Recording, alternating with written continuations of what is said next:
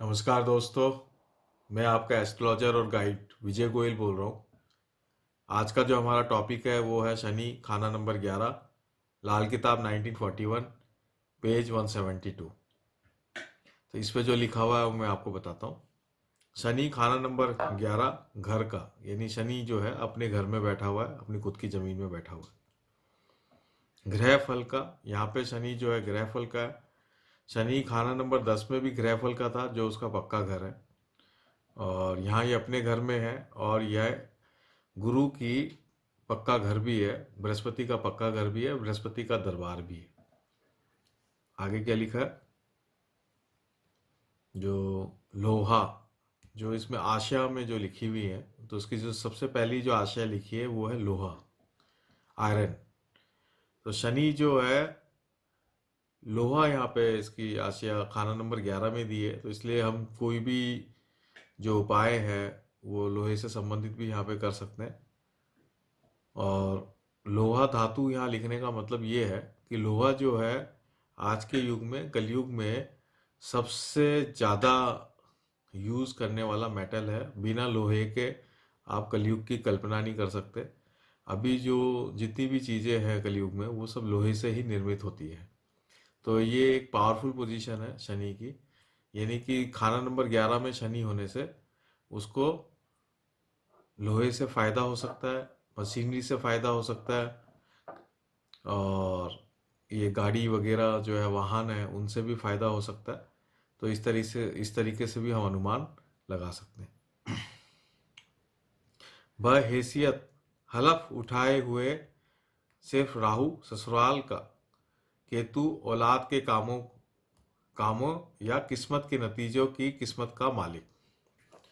तो सबसे पहला शब्द है बहैसियत हलफ उठाए हुए, यानी कि यहाँ पे जो शनि है ना, ये हलफ उठाया हुआ है। हलफ का मतलब होता है कसम, वचन, वचन उठाया हुआ है। बहैसियत, बहैसियत का मतलब अल्टीमेट, अल्टीमेट। जैसे कहते हैं ना, भीष्म पितामह ने जो एक वचन लिया था, उस तरह का ये वचन उठा के यहाँ पे खड़ा हुआ है। किस चीज़ का वचन है ये हम आगे पढ़ेंगे। तो यहाँ पे ये एकदम वचन उठाया हुआ शनि है। और सिर्फ राहु और केतु के कामों का, यानी राहु और केतु, राहु यहाँ पे ससुराल है, केतु यहाँ पे औलाद है। तो ये बहुत ही इंपॉर्टेंट मैटर करता है। जब भी शनि खाना नंबर 11 में है तो ससुराल में क्या हो रहा है, ससुराल से उसके कैसे संबंध है, ये बहुत महत्वपूर्ण है। और औलाद के उसके जीवन में औलाद का क्या सुख है, औलाद है या नहीं है, ये भी बहुत बात महत्वपूर्ण है। ये राहु केतु की स्थिति इंडिकेट करेगी कि उसका ससुराल कैसा है या औलाद कैसी है। या किस्मत के नतीजों का किस्मत का मालिक, तो जो किस्मत से हमें जो फायदा होगा या नहीं होगा, ये बात भी शनि खाना नंबर 11 से पता चलता है। अब अपन पोएटिक सेक्शन में आ जाते हैं। शनि 11 शनि है बैठता बृहस्पति के दरबार, हलफ गुरु से पहले लेवे फैसला हो दर बाद।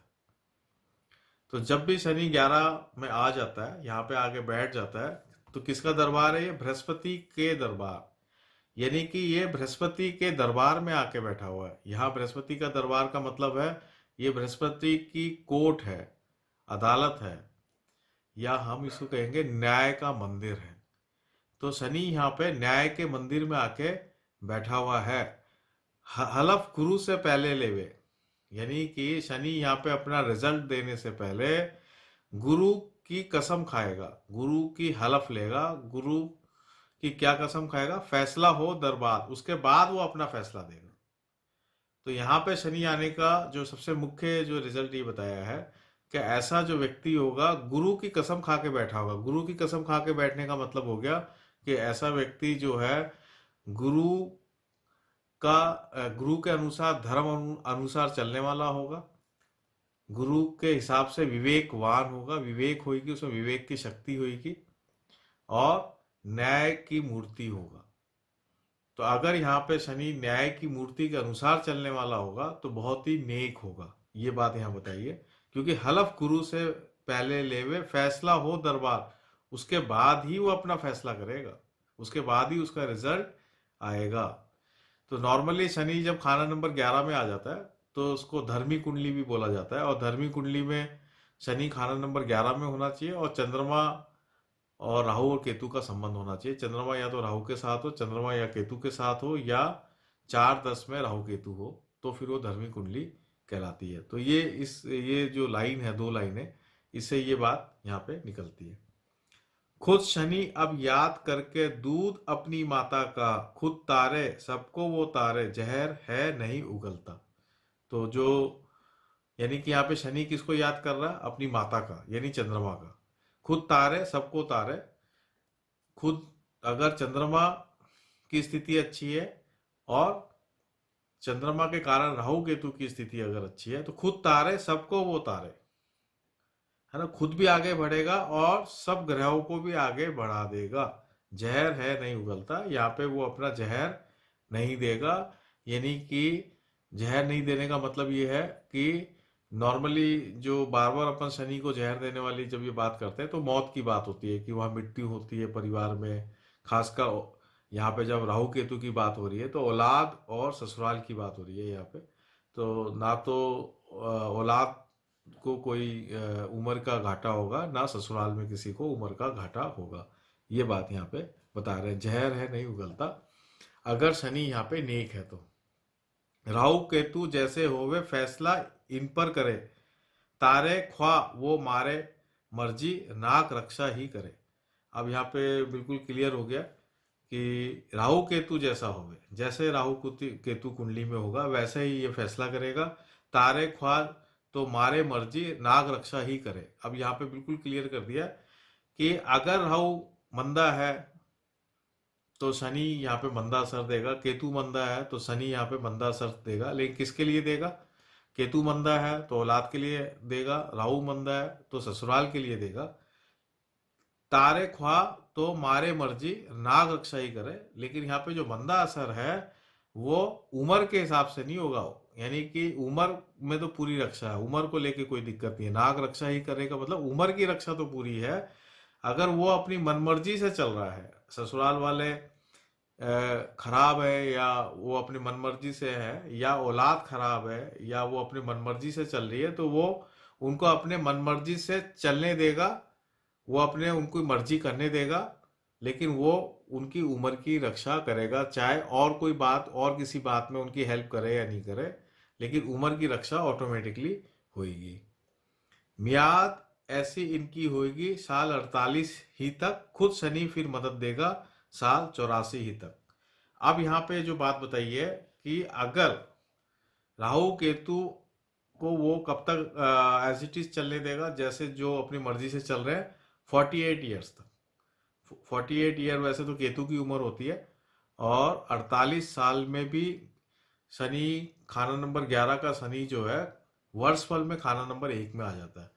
तो ये दोनों बातें यहाँ पे लागू होती है। तो ऐसा व्यक्ति जो है अपने ससुराल की मर्जी या औलाद अपनी मन मर्जी जब तक करती रहे तो ये सहन करता रहेगा, जब तक उसकी 48 साल की उम्र नहीं हो जाती। 48 साल की उम्र तक अगर दोनों नेक हैं तो ये उनके साथ लग के 84 साल की खुद की उम्र तक उनकी मदद करता रहेगा। और अगर 48 साल तक उसने देखा कि जो भी खराब है, चाहे राहु खराब है या केतु खराब है, तो फिर ये उसके बाद उसकी मदद नहीं करेगा 84 साल की उम्र तक। ग्रह उत्तम हो वो बढ़ाकर, जल्दी जल्दी खुद बढ़े, सिर्फ बुध से है वो डरता, ता ना हो घर तीसरे। तो यही बात अगेन कि अगर ग्रह अच्छे हैं, जो भी बाकी ग्रह अगर कुंडली में अच्छे हैं तो उनकी ये मदद करेगा, और मदद करके खुद भी आगे आगे बढ़ेगा, उनको भी आगे आगे बढ़ाएगा। और किससे डरता है? बुध से है वो डरता, ता ना हो घर तीसरे। लेकिन बुध अगर खाना नंबर 3 में है तो फिर ये शनि यहाँ पे मंदा असर देने लग जाता है। शनि 11 खुद घड़ा है, बुध मगर उल्टा घड़ा, सिर्फ इतना ही नहीं बुध घूमता कच्चा घड़ा। तो यहाँ पे शनि जो है घड़ा है, कुंभ राशि वैसे भी घड़े की राशि होती है, और शनि जब यहाँ पे आ जाता है तो ये एक सीधा घड़ा है, एक ऐसा पात्र है जिसके अंदर वैल्यूएबल चीज रखी होती है या वैल्यूएबल चीज उसके अंदर रखी हुई है, इस तरह से हम ले सकते हैं। मगर उल्टा घड़ा, बुध मगर उल्टा घड़ा। अब बुध क्या है? उल्टा घड़ा है।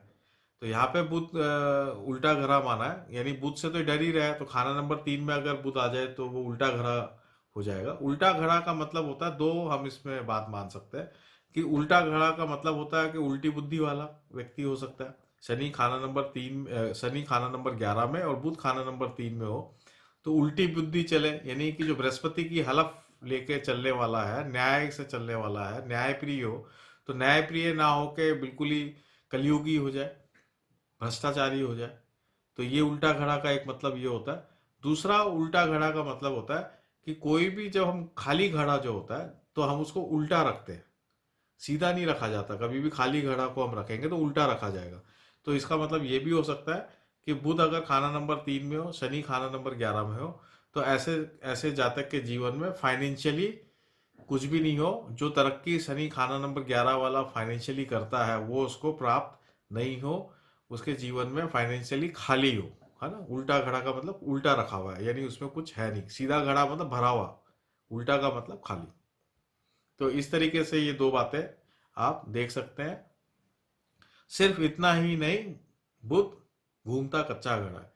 तो यहाँ पे बुध जो है कच्चा घड़ा भी है। तीसरा पॉइंट भी यहाँ पे दिया है कि बुध जो है कच्चा घड़ा है। कच्चा घड़ा का मतलब होता है जैसे कुम्हार जब घड़ा बनाता है, और तो मिट्टी के डोले से जब वो घड़ा बना रहा होता है, वो व्हील में चला के, तो वो कच्चा घड़ा की बात यहाँ पे की गई है। तो इसका मतलब ये भी होता है कि अगर बुध खाना नंबर 3 में हो और शनि खाना नंबर 11 में हो, तो ऐसा व्यक्ति कान का कच्चा हो, जिसके जो कोई भी आदमी उसको जो है अपने पक्ष में कर ले, कुछ भी बात बोल के, इस तरीके से ये कच्चा घड़ा है। तो दर बदलू भी हो सकता है, कभी इधर का कभी उधर का। तो ये इस तरह की बात यहाँ पे की गई है, घूमता कच्चा घड़ा। तो यहाँ पे बुध का और शनि का रिलेशन को बहुत क्लियर किया गया कि अगर इस तरह की बुद्धि वाले, 3 प्रकार का यहाँ पे बात बताई गई है, मैंने आपको इस पे 3 प्रकार की बात बताई है। तो वो तीनों प्रकार की बात अगर है तो फिर शनि मंदा असर देगा। आगे क्या लिखा है? शनि बृहस्पति 11 राशि बुध से दोनों चलते हैं, बुध दबाया हो या मंदा दोनों निष्फल जाते हैं। तो ये बात यहाँ पे बिल्कुल क्लियरली लिख दी है कि शनि हो 11 में या बुध हो 11 में, बृहस्पति हो 11 में, तो दोनों ही बुध से चलते हैं। तो हम बृहस्पति 11 का वीडियो देखें तो वहाँ भी ये लाइन लिखी हुई है, आपको वहाँ भी मिल जाएगा। तो बुध दबाया हो, यानी बुध अगर मंदा हो या खराब हो, तो फिर शनि भी खराब हो जाता है, 11वां शनि भी खराब हो जाता है, 11वां बृहस्पति भी खराब हो जाता है। आगे चलता है, सेंटेंस में क्या लिखा है?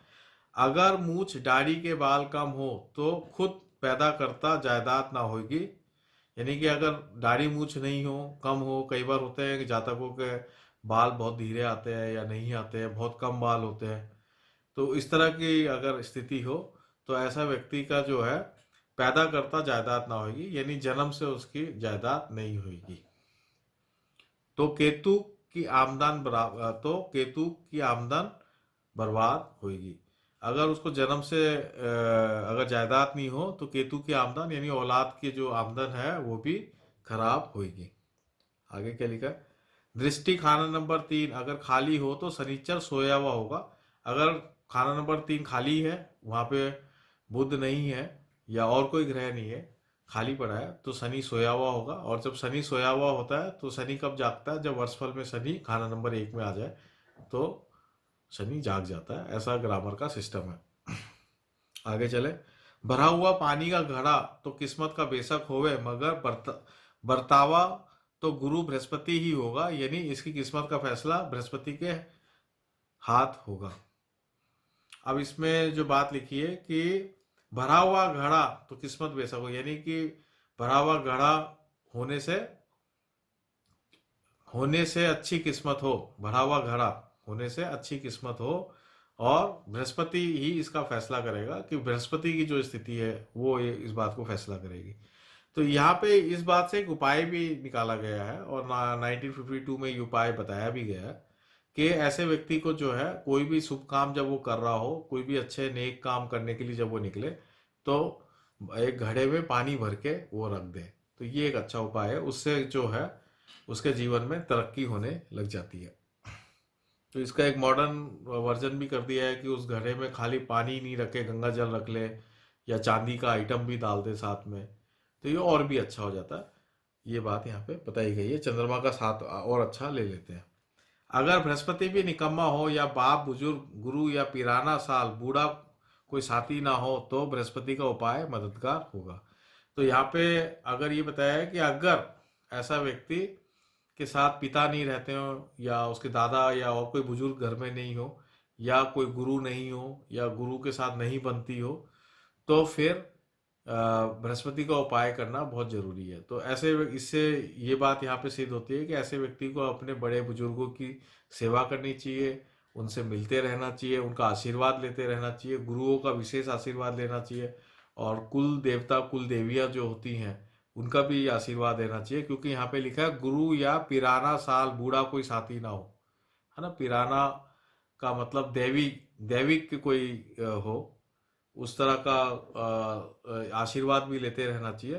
तो बृहस्पति का उपाय होगा, ये बृहस्पति का यही उपाय है कि बड़े बुजुर्गों का आशीर्वाद लें और घर में कोई ऐसा स्थान बनाए जहाँ बड़े बुजुर्गों की लिए जो है कोई ना कोई जो जो रहते नहीं है, जो बड़े बुजुर्ग चले जाते हैं, तो उनकी तस्वीर बना के उनसे भी आशीर्वाद लेते रहें। आगे क्या लिखा है? खाना नंबर 3 का ग्रह किस्मत को जगाने वाला होगा। तो अगर खाना नंबर 3 में अच्छा ग्रह आता है बुध के अलावा, तो वो किस्मत को जगाएगा, जिसके जरिए वो होशियार आंख और फरेब से धन कमावे। तो खाना नंबर 3 में जो ग्रह आएगा, अगर वहाँ ग्रह आ जाता है तो होशियार आंख और फरेब से धन कमावे। तो ये बात यहाँ समझने वाली है कि खाना नंबर 3 के ग्रह कई बार आदमी को फरेबी और आंख की होशियारी दे सकता है। जना अय्यास शराबखोरी से शनिचर का नेक असर जाया होगा। जना का मतलब होता है व्यभिचार, कैरेक्टरलेस। अय्यास का मतलब भी यही होता है। शराबखोरी से शनिचर का नेक असर जाया होगा। तो अगर जहाँ तक इन इन सब चीज़ों में अगर है, किसी भी चीज़ के अंदर वो लिप्त है, तो उसका शनिचर जो खाना नंबर 3 है वो नेक असर बिल्कुल भी नहीं देगा, वो खराब होने लग जाएगा और वो उसको बर्बाद कर देगा। चंद्र की मदद या पूजने से चांदी की ईंट अली मर्तबा धनाड़ होगा। यानी चंद्र की मदद या पूजने से चांदी की ईंट, तो चांदी की ईंट अपने पास रखे या पानी के घड़े में चांदी की ईंट को डाल के रखे, तो उससे वो क्या होगा? धनाड़, पैसे वाला होगा।